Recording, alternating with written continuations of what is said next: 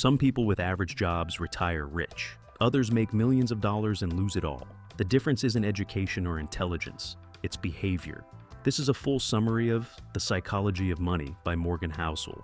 It's one of the most popular personal finance books of the last decade because it completely changes how you think about money.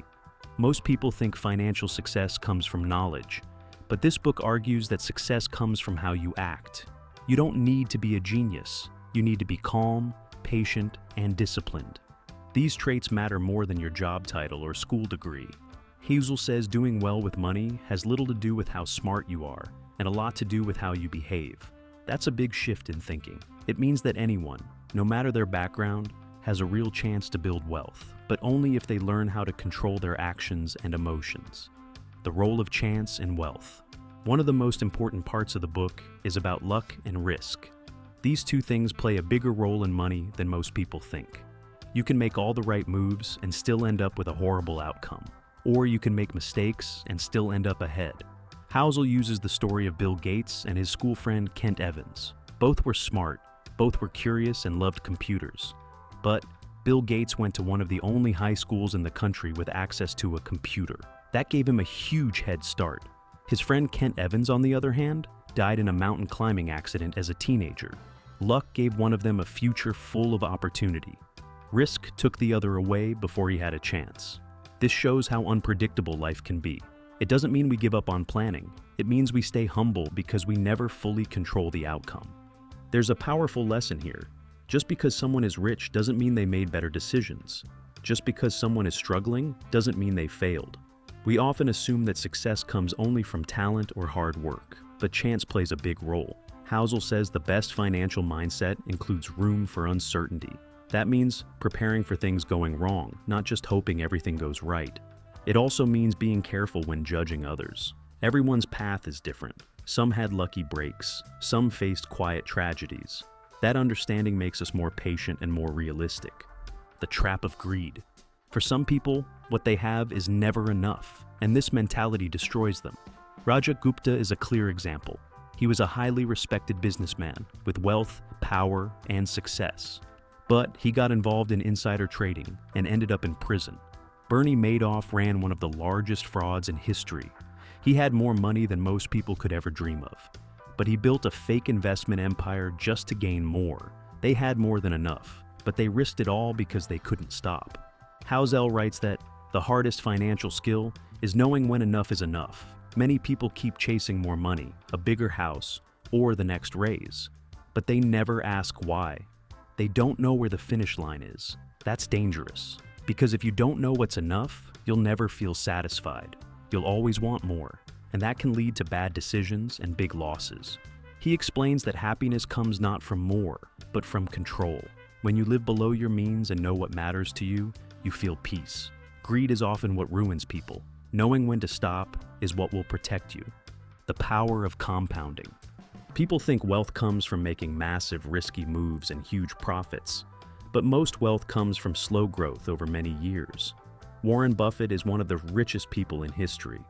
But what a lot of people don't realize is that most of his wealth came after his 60s. He started investing at age 10 and kept going for over 70 years. That's the real secret.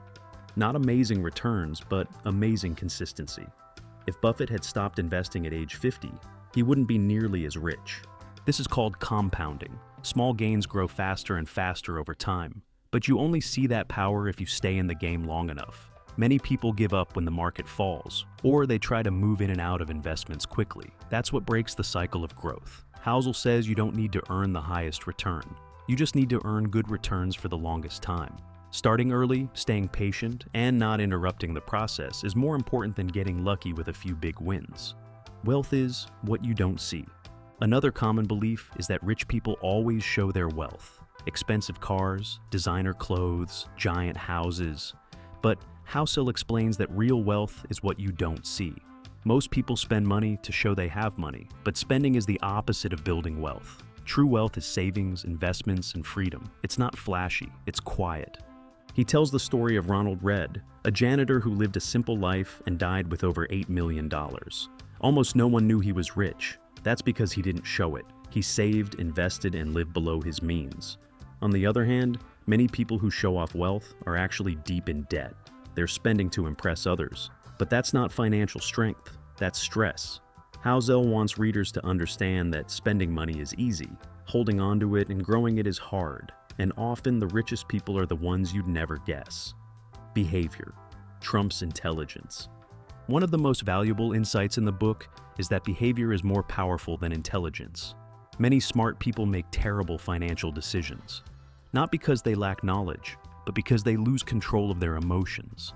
Fear, greed, ego, and impatience destroy more wealth than market crashes. Housel says that the most important financial traits are not knowledge-based, they're character-based. Patience, humility, consistency, a long-term mindset. Markets go up and down, plans fail, goals change. But your ability to stay calm and keep going makes the biggest difference. That's why he says financial success isn't a math problem, it's a psychology problem. You don't need to be perfect. You just need to avoid big mistakes and keep moving forward. That's what creates real progress. Build your own rules. There's no one-size-fits-all answer. People come from different backgrounds. They have different dreams, fears, and family needs. That means the right financial plan looks different for each person. Some people want to retire early. Others love working. Some want to take risks. Others prefer safety. What matters is that you create rules that work for your life. Even if you follow the rules set out by other people perfectly, it won't necessarily translate into happiness for you. Housel warns against copying others. Just because something worked for someone else doesn't mean it will work for you. You need to ask yourself what you value, what makes you feel secure, what gives your life meaning. Then build your financial plan around those answers. That's how you make money. Serve your goals instead of chasing someone else's. The goal isn't to get rich fast. It's to build a life that feels rich in time, freedom, and peace. The psychology of money isn't just about investing. It's about understanding how your thoughts and habits shape your future. It teaches that money isn't just a tool, it's also a test of your mindset. Most people think financial problems come from not earning enough, but many problems come from not knowing how to handle what we already have. This book gives you a new lens, one that focuses on behavior, time, values, and self-awareness. If you're ready to start building wealth, not just with your bank account, but with your mind, check out The Psychology of Money using the Amazon link in the description. It helps support the channel, and more importantly, it might be the best investment you make all year. Thanks for watching, and as always, keep growing, keep learning, and take control of your future.